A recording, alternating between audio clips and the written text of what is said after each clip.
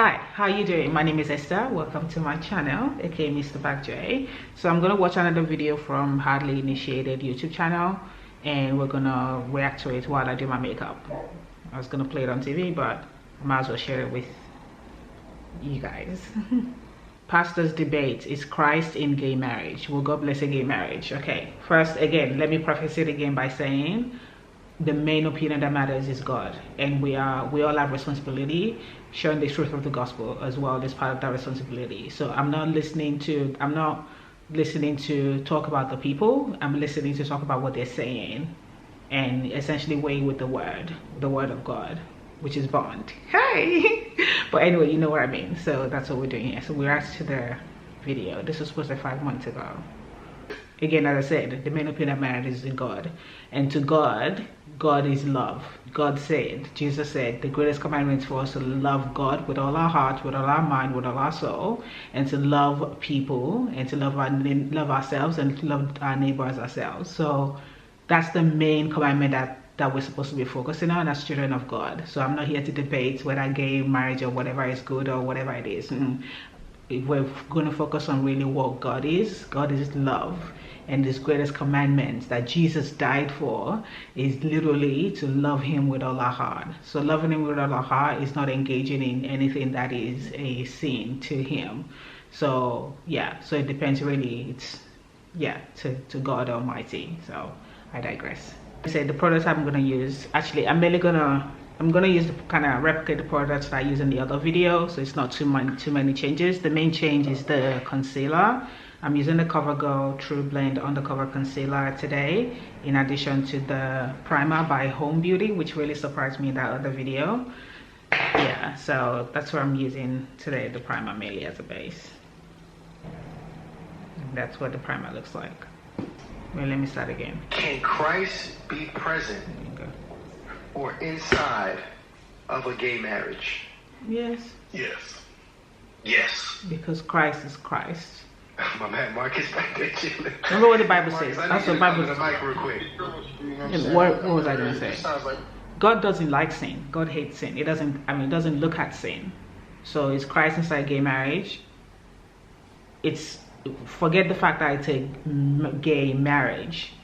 Is Christ inside where 2 or 3 are gathered? Is Christ inside where there is forgiveness and repentant heart? Yeah, that's what we're all meant to be having, essentially. Yeah. At a retrobate mind, if we're not going to go by God's word, because essentially what y'all saying is I'm going by my feelings.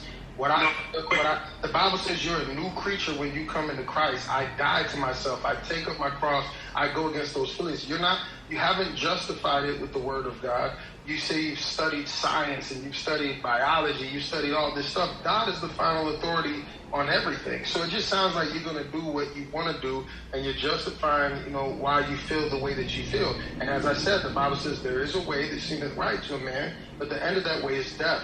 I have to bring my mind under subjection with the word of God, which is the final authority. So this conversation is really not going to go anywhere if the word of God is not going to be the final authority. You mean your interpretation of your scriptures? That's you can say that, like, that's fine. We're gonna, people can justify whatever lifestyle they want to do by twisting scripture and everything like that. But it's clear, you know what I'm saying? Like, well, see, let me.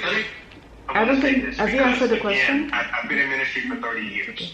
And I don't want to say unfortunately, but in many, many instances, I have had conversations with people who are from the fundamentalist camp, who basically do what's called a surface reading or plain reading of the text, and who are not interested at all in going deeper into that text. They read the words on the page, they say that is the word of God, and then they use that as a standard or a bellwether to not only try to live their lives, but to apply that to other people's lives. And again, I think that is dangerous. When we get to the place where we are not willing, first of all, to listen to other people's lived experiences, because I want to make sure that you understand, I know that I'm a Christian. I'm clear about that. I want you to understand that.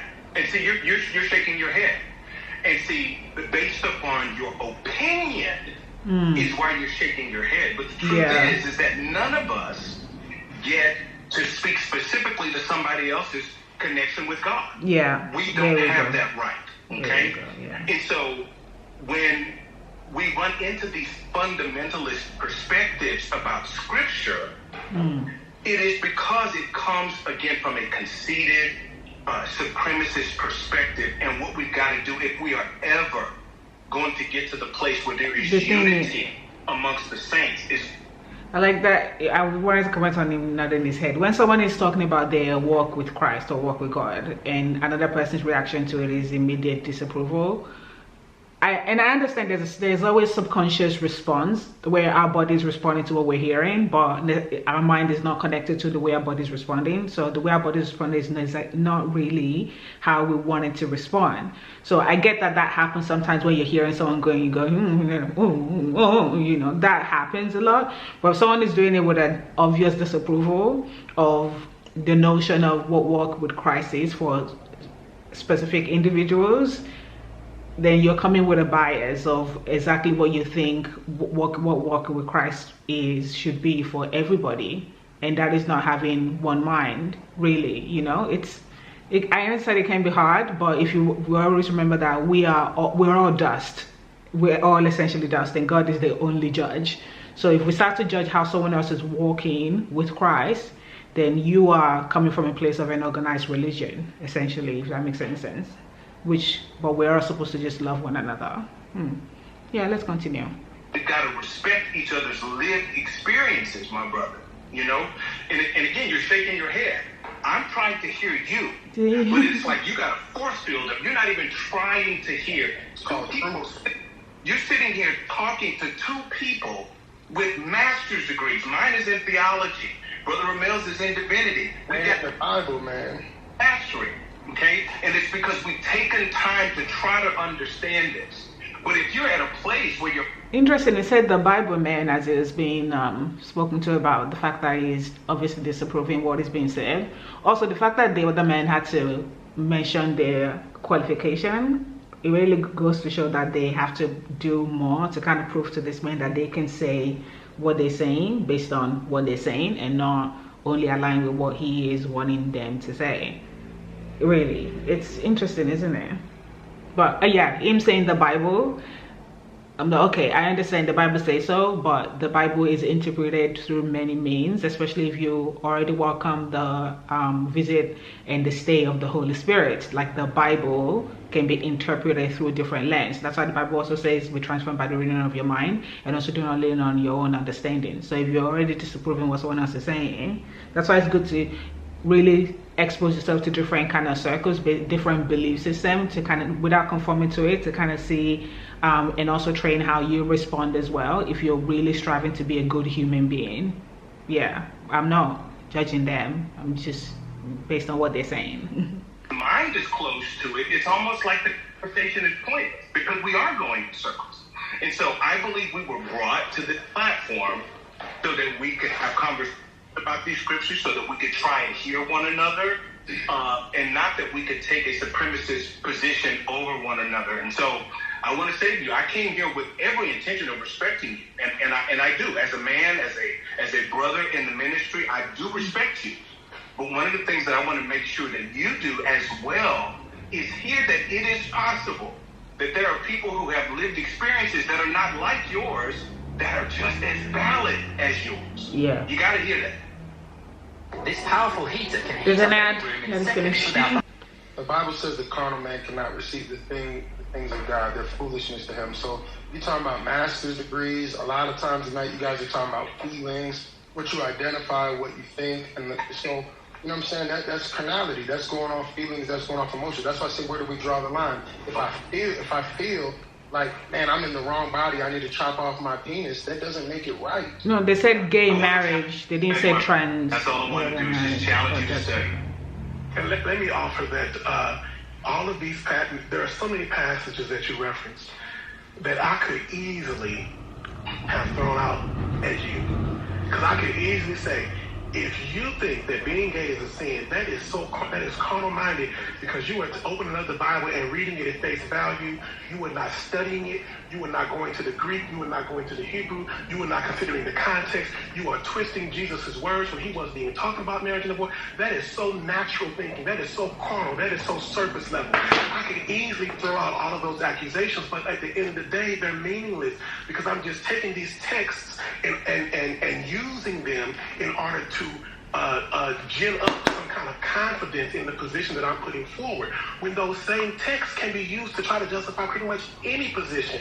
If you want to have a conversation about homosexuality, then let's actually look at some scriptures that actually seem to be addressing the issue of homosexuality. But to go to 1 Corinthians 2 and talk about the mind of Christ, anybody can say that the mind of Christ aligns with their particular interpretation. And that's where that whole idea of arrogant, theological arrogance comes in. The idea that my interpretation is the right interpretation. And I asked you this question rhetorically earlier, but I almost want to ask you literally. Do you believe right now things that you didn't believe 5 years ago? Were you reprobate then? Were you ungodly then? Were you not a You do not want to be. Were you destined? Were you reprobate then? You do not want to be reprobate, you know, even in pain. And I'm saying this from experience as well. Like, you do not want to be submitted to reprobate mind, even from justified pain. Sure, okay, well, either justified or unjustified. You want to continue to be renewed or transformed by the renewing of your mind, really. Isn't that what the Bible says? We are to be transformed by the renewing of our mind. So once you hear someone say reprobate, this is how I also kind of submit myself into healing journeys. When I hear something like that, for example, if I had heard this 3 years ago, I would have just said, oh, that's interesting, and gone and Google and then go back into the Bible and submit myself into a full healing journey of making sure I don't have a reprobate mind. That's really how my mind works. But with how I've gone back into the Bible and like, wow, I don't know any of the names. How one of the gentlemen was saying that have you actually submitted yourself to the studying of the scripture? I think that's essentially one of the questions that he asked. So going back to studying the scripture, not from a judgmental perspective, but from a place of just really wanting to understand God's true intention, right? You start to see that, oh, okay, it's not just one way. The Bible can be interpreted through many different ways, but essentially through the lens of His love. Interesting, isn't it? For hell, then? No. It's a part of your growth process. Yeah. It's a part of your growth process. You grow. You learn and one of the challenges of learning is being able to consider the possibility that you're wrong. Now, unfortunately, when it comes to matters like homosexuality, the theology, the bad theology, the anti-gay theology is so dug into the fabric of the Western church that we no longer even think it's possible that we're wrong, and we don't think it to the extent that we call somebody who disagrees not on Jesus Christ and Him crucified, not on was Jesus raised from the dead, not does His blood still work. No, do you disagree about homosexuality? And on that topic, we'll assert that somebody is not born again. On that topic, we'll assert somebody is not. So the blood. Let's be clear on the topic of homosexuality. Do you disagree? You have to be clear on the question that you're asking. What do you mean, do you disagree on homosexuality? Do you disagree that it's wrong, or do you disagree that it's right? Because they're throwing words out now. So which one is it? Then you'd be able to put in your you know, your own value, not your opinion, but value, really. I thought it reaches to the lowest valley. The blood works except against homosexuality. Even if we were to agree that homosexuality is a sin, we cannot then assert the idea that it's a greater sin than the blood of Christ. See, the thing is, the blood works. The blood doesn't focus on the sin. Hang on. The blood doesn't focus on the sin. The blood doesn't focus on the sin. The blood works on the person who comes with a forgiving and repentant heart. So if the person then turns back and goes and commit the sin, God isn't looking at the sin. Let's leave that be. Let's just continue. To save people. Now let's repent. Okay. What'd you say, Marcus? The blood works when you repent. If a Muslim, repentant and forgiving, they gotta follow the text of the Quran. So the blood works. We're gonna see. The blood works no matter what, especially mainly when you come with a repentant and forgiving heart. Would the blood work for a gay person? Did they come with a forgiving and repentant heart? That's why you can't judge everyone's walk. And say we're Christians, but we don't need to follow the text. Repent of what? The Bible is Repent clear. of what? The Bible was clear that it was foul. The Bible talks about that it's not natural. We read all the verses. You're throwing, oh, that's not what it really means. It's so clear. It doesn't say that nowhere about same sex, but it makes a clear point to say that about same sex, not the opposite sex. It's so clear, so many verses, and you're saying all of these verses, multiple verses, that's not what really means. If I'm gonna be a devout Muslim, I have to follow the Quran. You're pretty much essentially saying that I'm a Christian, but I don't gotta follow the text. That's what you're saying. No, that's not. Hold on, guys. You have to follow the text, but you don't have to be rigid on it to the point where you're allowing the fact that you have to follow the text to cloud the fact that we do have to follow the text, which the text also say be transformed by the renewing of your mind. Now it doesn't say be transformed by the renewing of your mind to a point where you accept what obviously is seen as not seen. That there's a difference, but again, that justification belongs to you and God. Does that make sense? So yeah, that's why you don't come and judge how people are walking. You listen to what is being said and you just really focus on what is God's true intention. He loves everybody. Why did he send us here? He loves us all, right? So we're to focus on carrying out his true intention without conforming to what is obviously seen. Just because there's grace doesn't mean you have to conform to it. Yeah, that's a good video. Yeah, I'm gonna go off camera and finish my makeup and I'll come back. All right, we're back. Thank you for watching the YouTube video with me. If we were together, essentially that's what we'd be doing. We'd watch it, we'd have a conversation about what's been discussed, but we're not to talk about the people. Talking about the people is gossiping, essentially. Yeah. So also I mentioned something a little bit about journey in this video. If you've been on a journey, similar journey with me, where you hear something odd and you go into like really reflection mode to see whether that is who you have been or that is who you are, and then you want to try and fix it, just breathe. Okay, breathe, find Christ at the end. It's okay. You know, yes, we're called to be perfect. We are perfect per the Bible, but we're to keep striving, like working towards it, yes, but we're to also give ourselves grace, remembering that God forgives us.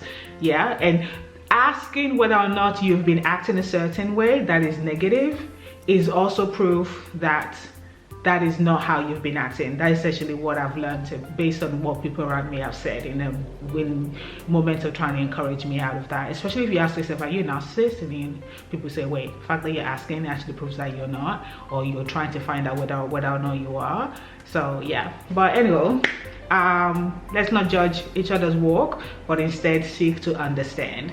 I hope you enjoyed this video. Thanks so much for watching. Love yourself, love God, love your neighbor as yourself, and yeah, be good. Cheers, bye.